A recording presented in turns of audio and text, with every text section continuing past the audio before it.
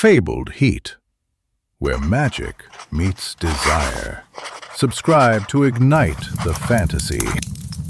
I woke up to the soft whisper of silk against my skin and the warmth of sunlight peeking through the curtains.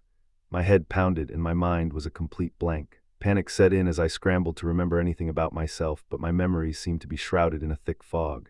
The only thing I could grasp were flashes of a figure, his face obscured by shadows, destroying my home. The image was etched into my mind like a branding iron, leaving me with a sense of loss and longing.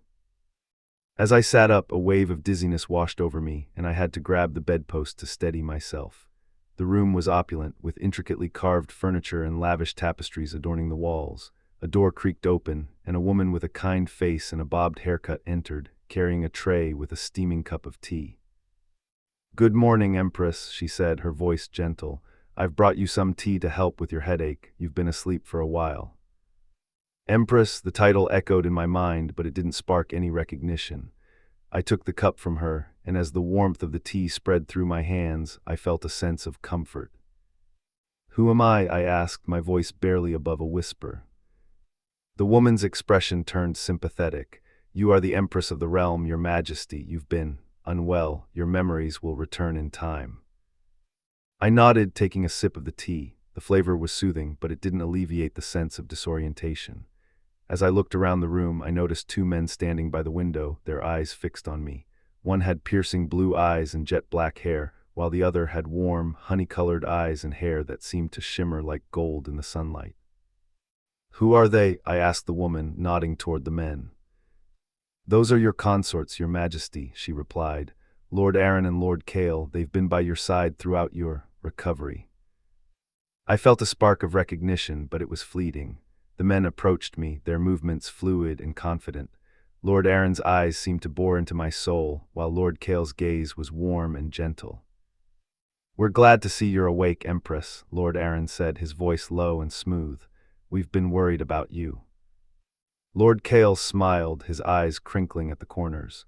"We're here to help you regain your memories, to support you in any way we can." As they spoke, I felt a sense of calm wash over me.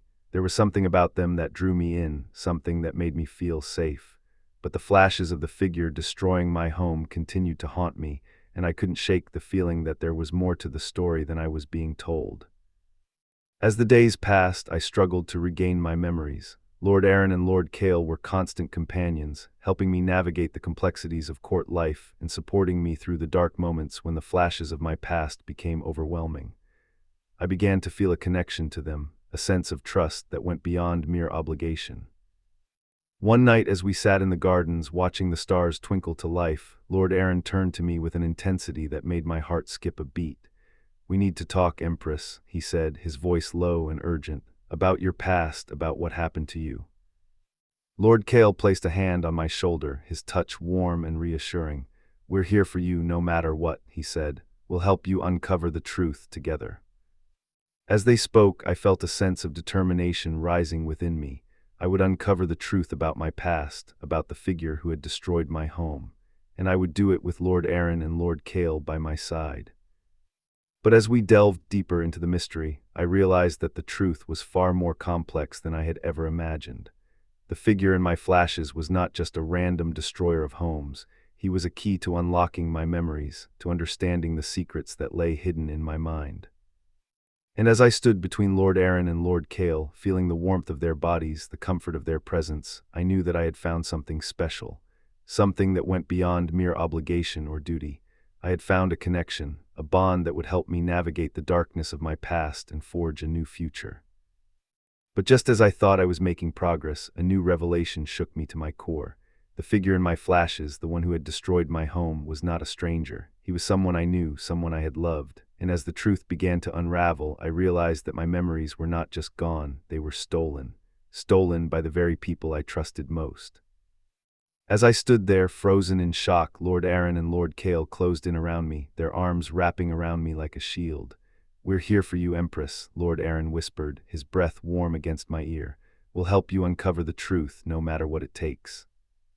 And in that moment, I knew that I had found my allies, my partners in a journey that would take me to the depths of my own mind and back again. I had found my reverse harem, my FMM pairing, and I was ready to face whatever lay ahead, as long as they were by my side.